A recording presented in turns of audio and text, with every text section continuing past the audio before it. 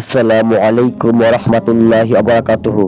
সুপ্রিয় আমার রুহানি চিকিৎসা শিক্ষা কোর্সের দর্শকবৃন্দ, আজকে আমি আপনাদের জন্য একটি গুরুত্বপূর্ণ ও 100% পরীক্ষিত আমলের ভিডিও নিয়ে হাজির হয়েছি। আপনারা অনেকেই মৃত ব্যক্তির সাথে সাক্ষাৎ করতে চান, তাকে দেখতে চান, তার অবস্থা জানতে চান, সে কেমন আছেন, ভালো কি মন্দ, এক কথায় তার সাথে দেখা করে সবকিছু জানতে চান। ইনশাআল্লাহ পারবেন। হতে পারে আপনার মৃত বাবা মা, হতে পারে আপনার আপনজনের মধ্যে যে কেউ, যাকে আপনি এক ঝলক ও এক মুহূর্ত দেখতে চান। তাহলে আজকের এই 100% পরীক্ষিত ও আমলের ভিডিওটি একটু না টেনে শুরু থেকে শেষ পর্যন্ত দেখে আমলটি করতে পারলে ইনশাআল্লাহ আপনারা এই আশা পূরণ হবেই। আপনার এই আশা পূরণ হবে ইনশাআল্লাহ। এবং চ্যানেলে নতুন হয়ে থাকলে সাবস্ক্রাইব করে দিবেন, এবং সাবস্ক্রাইব করে থাকলে অনেক অনেক ধন্যবাদ জানাই। তাহলে আমলে চলে যাই।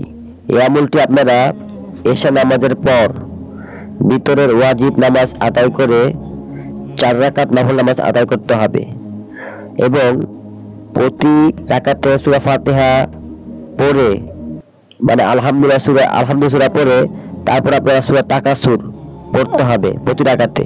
এরপর স্ক্রিনের যে দুয়ারে দেখছেন, আমি বলে দিচ্ছি, আল্লাহুম্মা আরিনি ফুলালান আলাল হালাতিল্লাতি হুয়া আলাইহা। আবার বলে দিচ্ছি, আল্লাহুম্মা আরিনি ফুলালান আলাল হালাতিল্লাতি হুয়া আলাইহা। এখানে আল্লাহুম্মা আরিনি ফুলালানের জায়গায় আপনার প্রিয়জনের নাম বলতে হবে। যেমন আপনার প্রিয়জনের নাম যদি আব্দুল্লাহ হয়, তাহলে এই ফুলালানের জায়গায় বলতে হবে এভাবে, আল্লাহুম্মা আরিনি আব্দুল্লাহ, আল্লাহুম্মা আরিনি আব্দুল্লাহ আলাল হালাতিল্লাতি হুয়া আলাইহা। আবার বলে দিচ্ছি, আল্লাহুম্মা আরিনি আব্দুল্লাহ আলাল হালাতিল্লাতি হুয়া আলাইহা।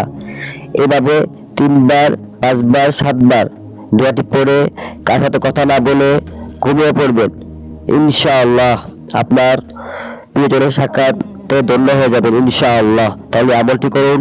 এই আমলটি করতে করে কোথাও বুঝতে সমস্যা হলে কমেন্টে জানাবেন, এবং আমলটি করে ফায়দা পেলে আমার জন্য দোয়া করবেন, এবং ভিডিওটি বেশি বেশি শেয়ার করে দিবেন। আসসালামু আলাইকুম ওয়া রাহমাতুল্লাহি ওয়া বারাকাতুহু।